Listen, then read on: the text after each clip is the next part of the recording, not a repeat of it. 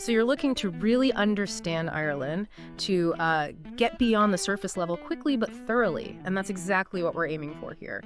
Think of this as your, well, curated journey through the most compelling bits of this fascinating island, the details that really bring its story to life. Precisely. We've sort of boiled down a lot of information to bring you the key insights, maybe some surprising facts that paint a really vivid picture. Your direct line to being pretty well informed about Ireland. That's the idea. So, Ireland, okay.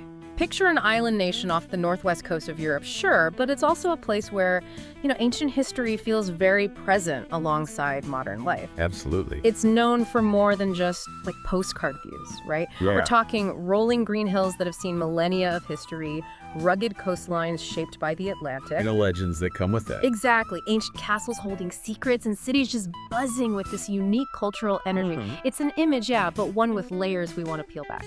And that mix, the visual and the historical, that's really central to what makes Ireland so captivating, I think. Our goal here is to get past the usual stuff, the cliches, and uncover the deeper currents that have shaped the nation. Right. We want to give you a more nuanced understanding of its history, its culture, its geography, pulling out the most significant bits to maybe spark some real curiosity. Okay, let's dive into Ireland's story then. It stretches back, a remarkably long way.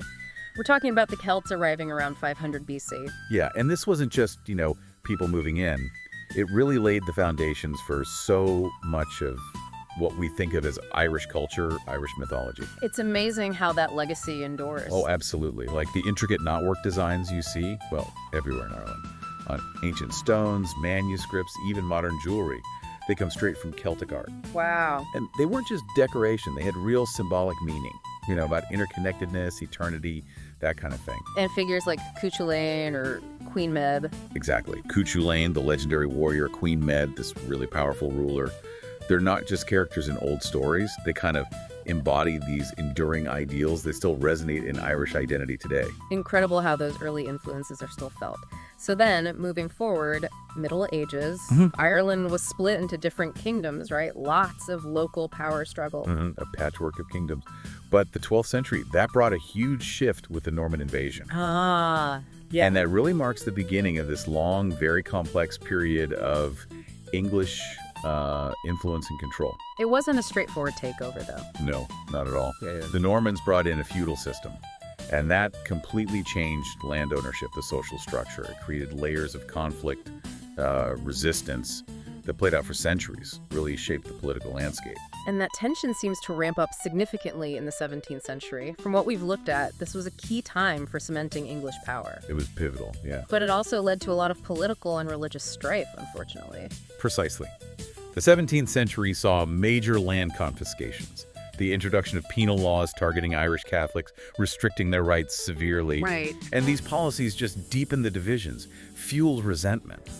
It sadly contributed to more conflict later on. And then moving into the 19th century, a truly devastating time, marked by British imperial control and, just tragically, the Great Famine, 1845 to 52. Yeah, the scale of it is just staggering. Over 1 million deaths, mass emigration. It's almost impossible to really comprehend the impact. The famine wasn't just, a terrible tragedy. It fundamentally altered Irish society. And what's really striking when you look at the accounts is how British policies, or maybe the lack of effective policy, made the crisis so much worse. How so? Well, the potato blight was the trigger, obviously.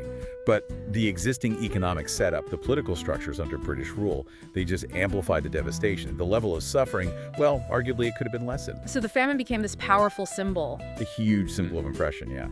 And it really fueled a much stronger drive for Irish self-determination. It's sobering thinking about the long shadow of that time, but the push for independence kept going. Absolutely. Eventually leading to the Irish Free State in 1922. A landmark moment, yes. Though it's crucial to remember, the island is still divided today.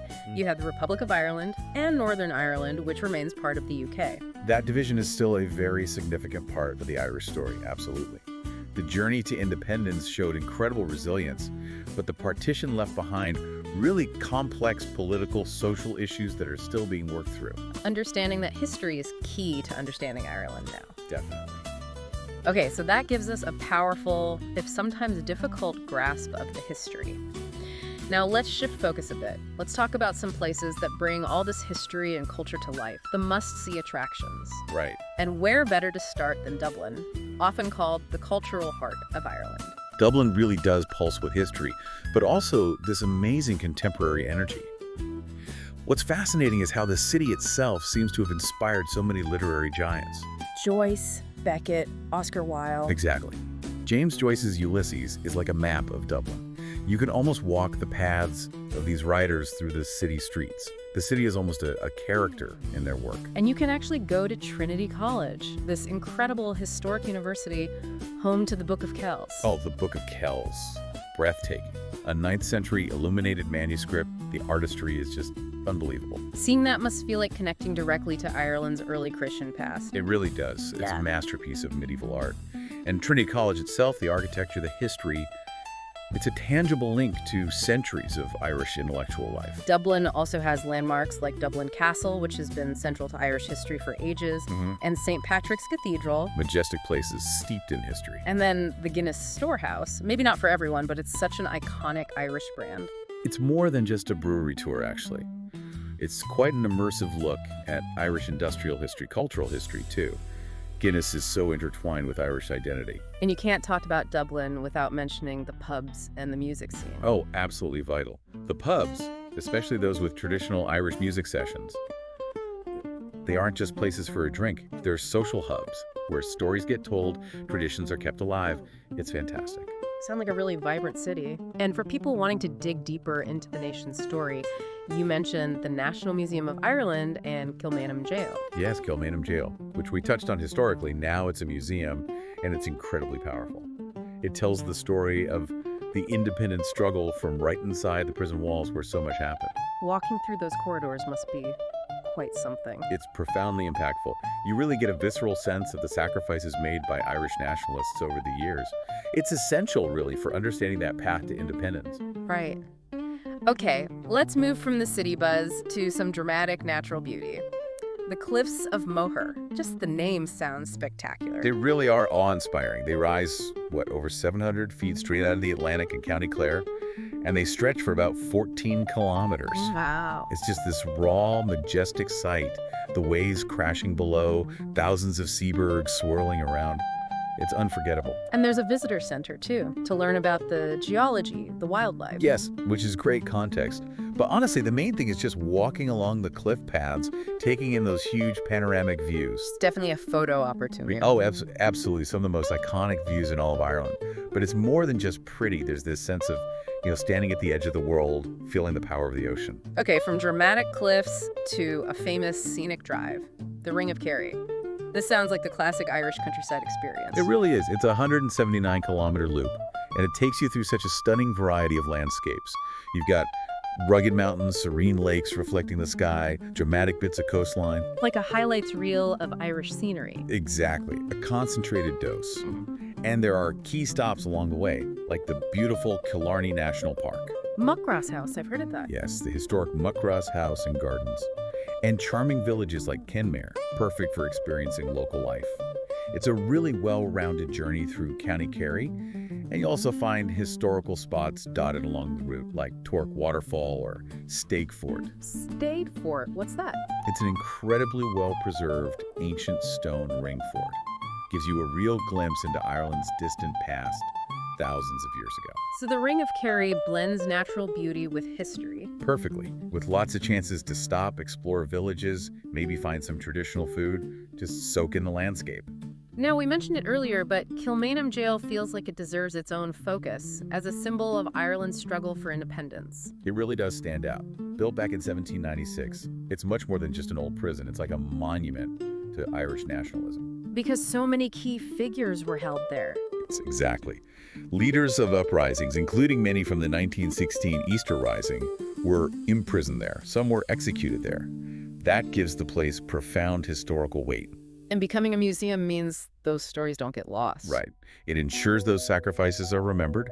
It's a deeply moving visit, very educational. You feel a real connection to the past walking through those halls, those cells. An incredible sense of connection, yes. And respect for their courage and commitment. Okay. Now, for something maybe a little lighter, let's head to County Cork, Blarney Castle, and the famous Blarney Stone. Ah, Blarney. Yeah. Yes, it offers this great mix of medieval history and, well, quirky tradition. The castle itself dates to the 15th century. It's quite substantial, with a really rich history. And it's surrounded by gardens. Beautiful, extensive gardens. They're worth exploring in their own right. But the main event is the stone, right? Kissing the Blarney Stone. That's the one. Leaning backwards over a ledge, supposedly to get the gift of the gab, eloquence. It's quite the tourist ritual. It's certainly memorable. Yeah. And leaning out like that, it's quite an experience. The views from the top are amazing, too. But there's more to Blarney than just the stone. Oh, yeah. The grounds are fascinating. They have a poison garden, for instance, with all sorts of toxic plants, which is strangely interesting. It's a place where history, myth, and a bit of eccentricity all come together. Sounds fun. Okay, moving along the west coast now to Galway. The City of Tribes. That's a great nickname. Galway has such a distinct character, a really captivating vibe. Being on the Atlantic coast gives it a different feel from Dublin.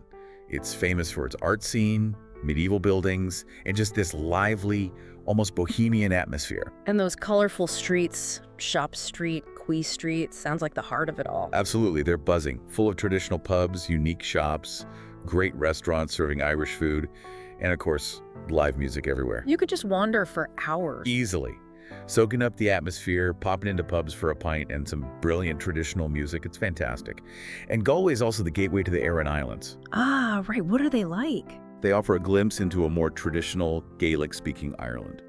Rugged landscapes, ancient stone forts, really dramatic and quite different. So Galway offers culture, history, and access to that wilder landscape. A great combination, yeah. Finally, let's jump over to Northern Ireland, to the Giant's Causeway. This sounds like a geological marvel. It truly is extraordinary, a UNESCO World Heritage Site. And for good reason. It's made up of around 40,000 interlocking basalt columns. 40,000. Roughly, formed by ancient volcanic activity millions of years ago. The geometric shapes, these mostly hexagonal columns, it's just breathtakingly precise and entirely natural. And there's the legend, too, about the giant Fionn McCamhail. Yes.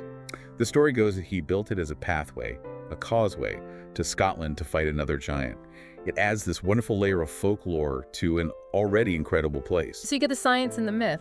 Exactly. Whether you're fascinated by the geology or captivated by the legend, it's just a stunning sight.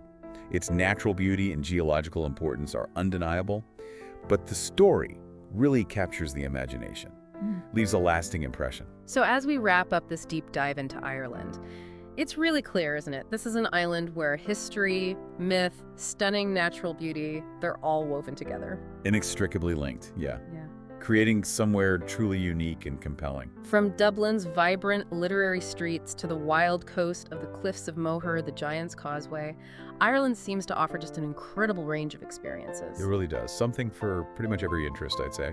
Whether you're drawn to exploring ancient castles that seem to whisper old tales, or soaking up the atmosphere in a traditional pub, or just being amazed by the landscapes, it seems Ireland has this charm, this spirit that really sticks with you. It definitely does. It resonates on so many levels. Leaves a lasting mark on visitors. So just to quickly recap what we've covered. We journeyed through Ireland's rich, often dramatic history, from Celtic roots right up to independence and partition. Yep. We highlighted some absolute must-see spots, Dublin's treasures, the Cliffs of Moher's natural power, the Giant's Causeway's unique geology, and more. We touched on the deep roots of storytelling, the resilience of the culture, and just the sheer variety of things you could experience on this remarkable island. And that brings us to our final thought for you, the listener. As you've taken in this overview of Ireland, the ancient myths, the struggles, the landscapes, the culture, what part sparks the most intrigue for you? Is there a particular story, a period in history, a specific place that really grabs your curiosity and makes you want to dig deeper? That, we think, is where the real discovery of Ireland truly begins.